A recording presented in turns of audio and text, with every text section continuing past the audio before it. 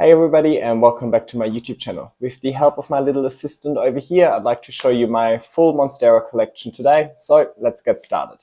First one over here is my Monstera subpinnata, and it's the newest addition to my Monstera collection. I only potted it up maybe a month or a month and a half ago, and I recorded that as well, so there's a video on me adding this onto this moss pole.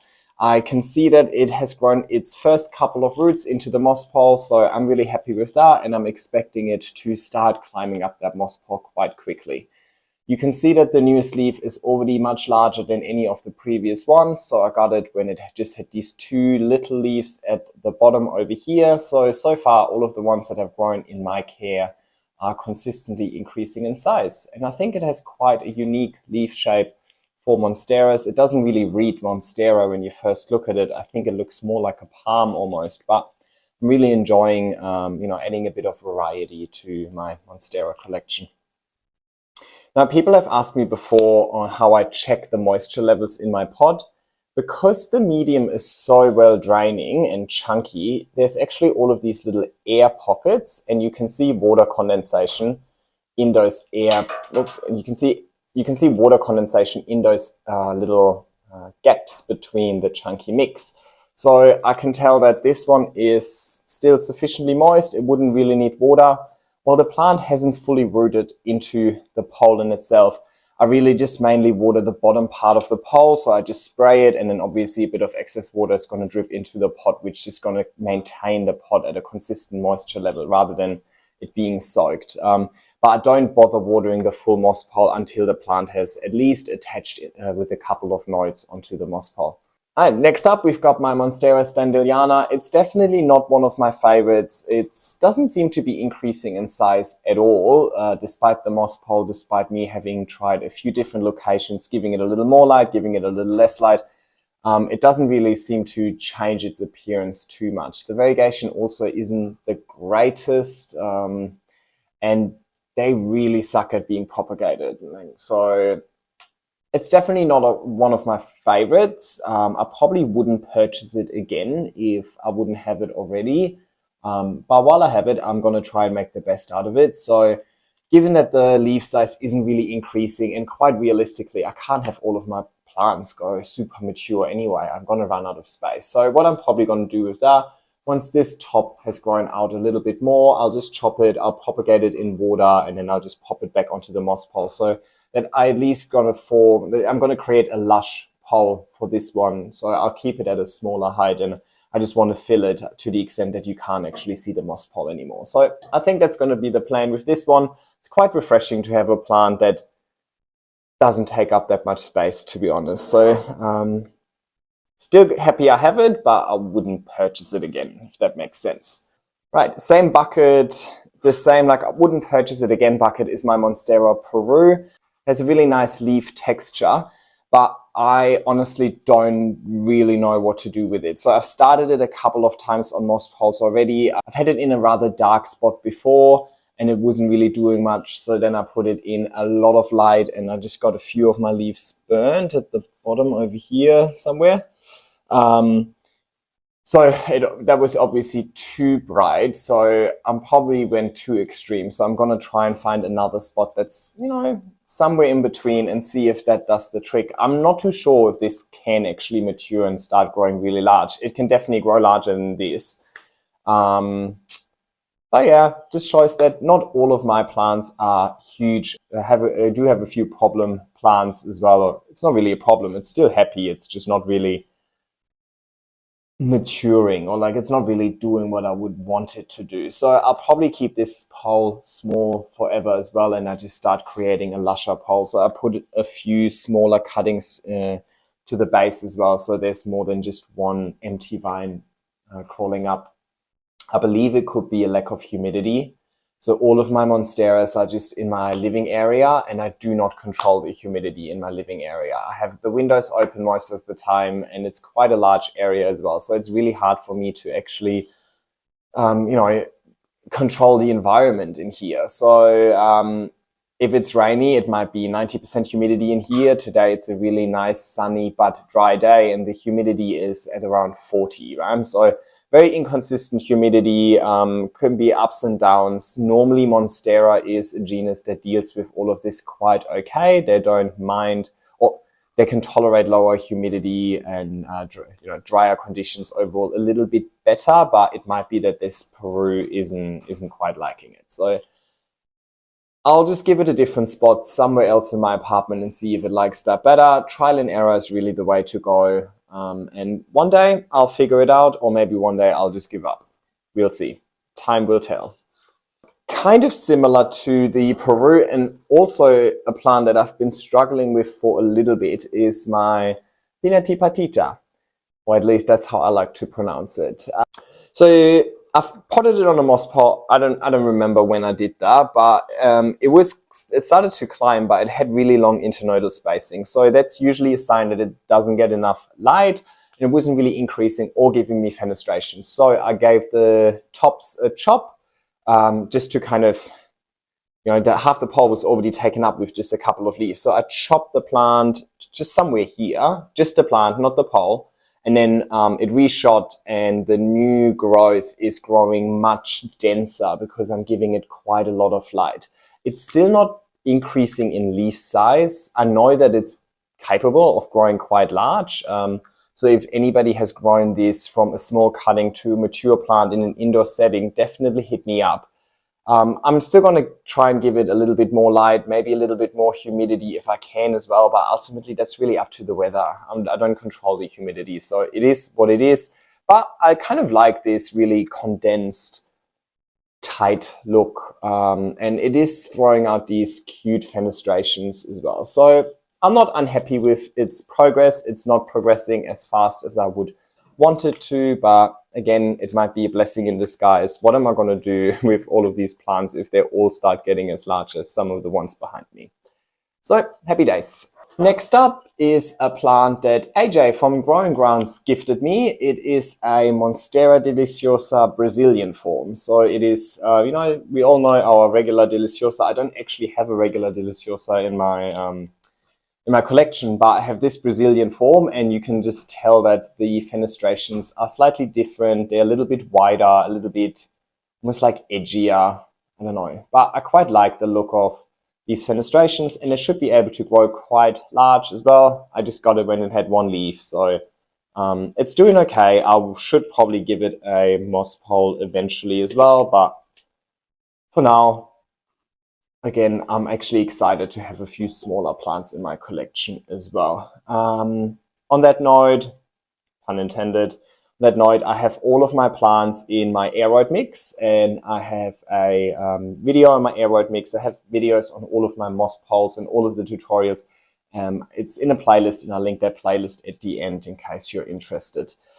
With Monsteras, I usually tend to have them in quite small pots. I mean, I have most of my plants in small pots, and that's really because I think Monsteras don't really mind being root bound. I water and fertilize them weekly, so there is a consistent flow of nutrients, so I don't need to worry about the plants potentially not being able to continue growing because of the pot size. Plus, if you give your plant a moss pole, the moss pole in itself is basically an extension of your potting medium. So there's plenty of room for your roots to grow in the surface area, or like the footprint in itself is just small.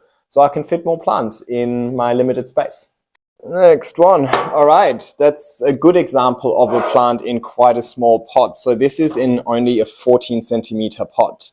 But you can see in the back, that plant has definitely well and truly attached itself to the moss poles. I don't mind if the roots coming out on the back again. That's also totally fine.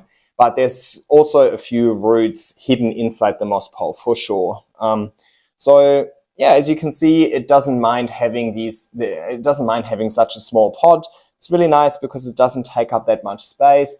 I just make sure I keep the moss pole moist as well, because that's where most of the root system is contained within.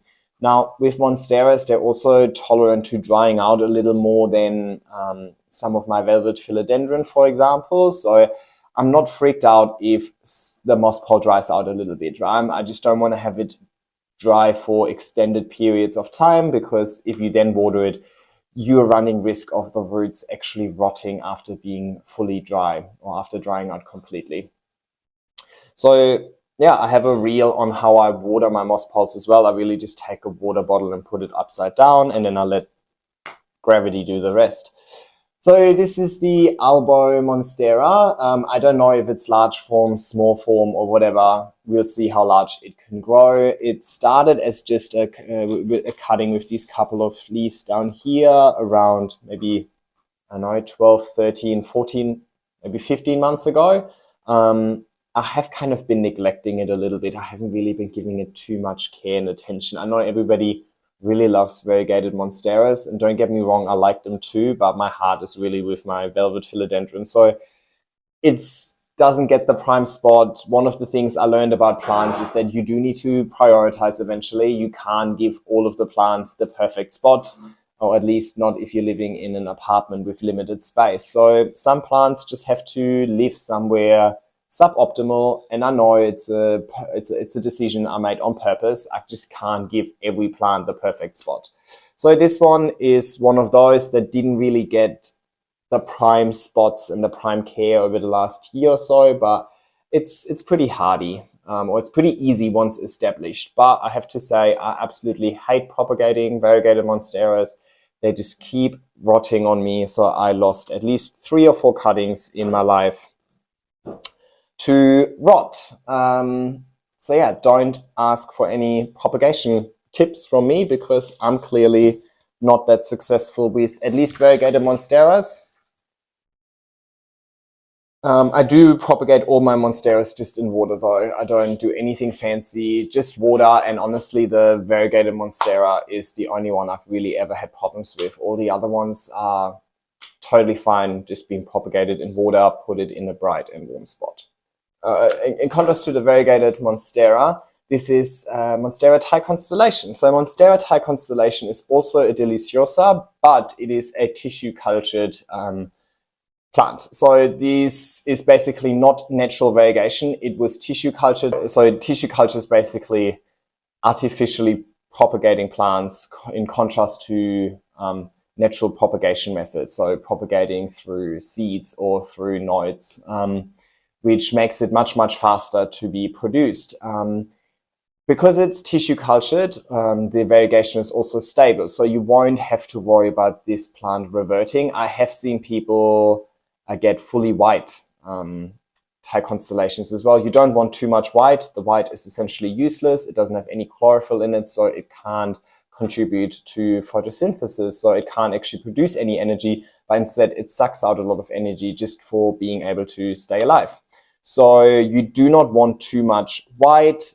That's why probably this speckled look that the Thai constellation shows is it's pretty easy going, right? You don't need to worry about it too much. It's not going to brown too quickly and so on. So I actually really like the Thai constellation. I used to prefer the albo, but the Thai is probably my favorite at the moment. It's also a very slow grower. So if anybody just wants to have a plant that doesn't need too much maintenance, you don't need to repot it and so on all the time, I think that's a great, it's a great plant to get if it's available where you are. So because it's related to deliciosa, so technically it would be a climber. Technically it would be a climber, right? But I'm actually growing it as a crawler. So if you don't give it something to climb on, it will just kind of crawl along the pot, and it's totally fine with that. If you give it something to climb on, it might mature a little bit faster. But honestly, I just like having a bit of variety, and I have plenty of climbers already. So as you can see, this is definitely a bit root bound. It doesn't mind though. It's totally fine. I'll probably keep it in here for a little bit longer. But eventually, probably once spring comes, I will have to repot it, just because it's also getting towards the edge of its pot over here. So yeah, Thai constellation has much smaller internodal spacing compared to the albo. The albo has much larger spaces between the nodes, so it climbs much faster, because this one has such small internodal spacing, and in general grows so slowly. Like, you could give it a moss pole and it probably would take years to get to the top of the moss pole. So I figured, what's the point? I'll just keep it in a normal pot. It's a bit of variety and makes my life a little bit easier. I probably water this every 2 weeks maximum, right? So very, very low maintenance, and I haven't had any pest issues with the Thai constellation either. In general, with Monsteras, the only pest I ever really have to deal with would be thrips. Spider mites don't seem to like Monsteras that much.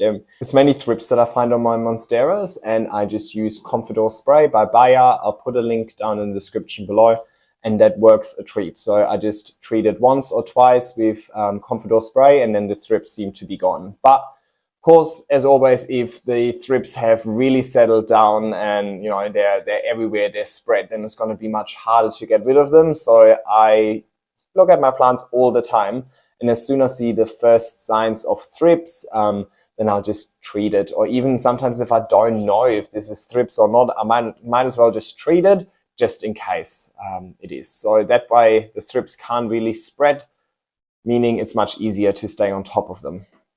Alrighty, next we've got Monstera dubia, and I have two of them. This over here is also Monstera dubia, and that's probably how you know it. So Monstera dubia, when juvenile, is a shingling plant and has these cute little leaves that kind of just shingles along the moss pole, and it has these silver markings as well. I've done a video called Growing Large Plants Indoors, where you can see the full journey of my Monstera dubia from a juvenile cutting to a very large mature plant. Now, I've gave it the last chop and extend maybe in June, so maybe about 2 months ago. And it's grown these few leaves since then. So you can definitely see that it's suffered a little bit from the chop. That's because it's also winter over here, and it's also been a really rainy winter. So while we've got great humidity, it's not that light outside. So this is just relying on natural light. And I'm just not getting enough light at the moment because it's winter, really short days. Sun already sets over here at around 5 p.m. So I think it's really looking forward to spring and summer, and then I'm sure it's gonna start giving me these larger leaves again, as it did over the last summer. So I'm looking forward to that. That's totally fine. I don't mind, it's time for another plant to shine. The dubia definitely had its spotlight, but just to show you as well. So I've repotted it. When I chop and extend it, I just take the top part of the pole and I just pot it straight up. And I've got a lot of messages saying, oh my God, are there enough roots to sustain that plant? Where are the roots? Well, the roots are in the moss pole. And then as soon as I pot it up, these roots will actually spread. Now, after just 2 months, you can see it has grown these large roots down there that are already coming out of the pot. So it's already borderline pot bound, which is obviously not the best. I'd rather have the roots inside the pot than outside the pot. But I think these roots are also a reason why I can just pick up my plants by the moss pole and the pot doesn't come off, right? The roots are kind of holding the pot and the moss pole together. Ultimately, I don't mind. If that's where the plant wanted to grow its roots, then that's probably where the roots are happy, right? So I don't usually lift it out of the pot all too often. When I just water it, I'll just make sure that there isn't too much water that drains all the way through and accumulates in the pot in itself. But over the years, I've gotten really good at knowing exactly how much water each of my pole needs to not have any excess water drain through. So normally I might not even pick up that plant for a good month or so. So that's sometimes when after a month I haven't picked it out of its decorative pot, that's when I find these large roots that have kind of grown out the bottom of the pot. Again, I'm not worried. I don't know. I don't care. Clearly the plant is happy, so I'm not worried. I don't think I need to repot it. It has plenty of room in the moss pole to create an even larger root system. So yeah, that's it. So yeah, as I mentioned before, I think light is probably one of the things that people underestimate. If you want your plants to mature, you will have to give them a lot of light. So the plant is actually, in nature, these plants would grow up a tree. And as they climb up the tree and get closer to the canopy, there will be more light available for the plant. And that's kind of how they mature. So winter isn't the best time for amazing growth updates, but we're getting towards spring already and I'm getting really excited. So, right, Monstera siltepecana. It's one of my very first plants and it's one of the very first plants that I put on a moss pole. It's definitely a great plant to learn with, right? It's pretty easygoing It's not really going to increase in size much, I believe. I think that's pretty much what I've seen on the internet as well. I haven't seen anybody grow these any larger than some of these leaves that I've already got. But it fenestrates quite readily and super randomly. So I love these tiny little fenestration that it throws out every now and then. Definitely also in the neglected bucket. It's, you know, it's not really transforming much over the years. So I kind of lost a little bit of interest. It's one of these plants that it looks great in my apartment, right? It's a nice, lush, green plant. It fills the space, but it's not really a statement piece, in my opinion. It looks nice. Don't get me wrong. I don't want to, like, you know, I don't want to offend anybody if this is your absolute favorite plant. I definitely like it. Otherwise, I wouldn't grow it, right? So if I really don't like a plant, I have no problems getting rid of it. But it's not, like, I'm not excited about it for it to get the prime spot, right? It definitely gets a spot where it can survive, probably not thrive. I don't want it to die, but if it would, I also wouldn't be too upset. So just have a look at the growth update that I uploaded last week, and you can see whereabouts all of these Monsteras are within my living area. And you can see that it's kind of a little bit more removed from the window.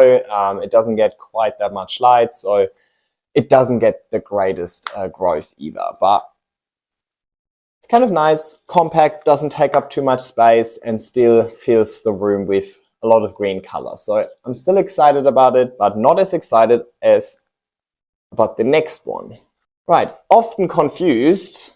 This is Monstera siltepecana, whereas this is Monstera siltepecana El Salvador. So slightly different look. You can see that the leaves are maturing and getting much, much larger. And this plant has more silver markings on them. When they're juvenile, it's a little bit harder to differentiate between those two. But as they grow up, you can very easily differentiate between them. A siltepecana would, to my knowledge, would never grow that large, and it would never have that much silver in it.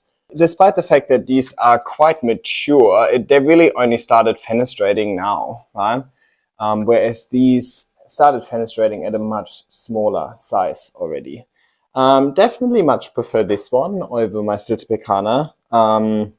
It only just really recently had its chop and extend as well, so it's only just halfway up its pole. And the first leaves have decreased in size a little bit just because it just got chopped and it's winter, so it doesn't have quite that much light available. But I'm looking forward to this climbing up its moss pole again and throwing out more of these large leaves like these ones over here. Alrighty, and last but not least, my favorite Monstera of them all, Monstera adansonii. This is subspecies laniata. Now, I think Monstera is such a confusing genus. There are people on the internet on a daily basis suggesting certain names for this plant: acuminata, blanchardii, esqueleto, whatever. I'm honestly feel so indifferent about the name of plants. I really don't care. It's actually one of these things that, I mean, I get it. People want to know the ID, but unless you actually do a DNA test, you will never know the exact ID of a plant, right? And there's plants who used to be called, you know, what was it? Monstera epipomnoides is then being reclassified as Monstera esqueleto and so on. Obviously, names are just something that we as humans have made up for these plants. The plants don't care what they're called. The plants don't care about their genus and so on. It's just something that we do to classify plants. Now, that makes total sense if you are studying these sort of things, but most of us are probably just people that want to grow these in their home environment. So I'm not quite sure why everybody's getting so incredibly caught up on names of plants. Anyway, let's stick with Monstera adansonii subspecies laniata. And I've done a separate plant spotlight on this one. So if you want to learn more about this plant in specific, I will link the video down at the end screen. That's probably the 8th video that now I'm going to link, so I'm probably not going to link any of them, and maybe you just look through my uploaded videos. Anyway, it's probably getting the most light out of all of them. That's why you can see that some of these leaves are slowly going a little bit yellow. I should probably give it a little bit less light, but you know, I can't at all times control the environment in my apartment as well, and that's kind of just a spot so large. Like, it's not that easy to find a spot for a large plant like that. I mean, first and foremost, I still need to live in this apartment as well, right? I have furniture, I need a couch and so on that I actually can sit on. So I don't have unlimited space available for plants. I really just need to give them the spots that kind of work for them, but also without impacting the livability of my apartment. So it is definitely getting a little bit too much sun at the moment, but whatever, see how it handles that. It was also chopped quite recently, so it's only starting to attach to that extension, so that second moss pole over here. But it's usually growing pretty quickly. Of course, during winter, none of my plants is growing quite as large, but I reckon once spring hits, this is going to make the top of the moss pole before the end of the year.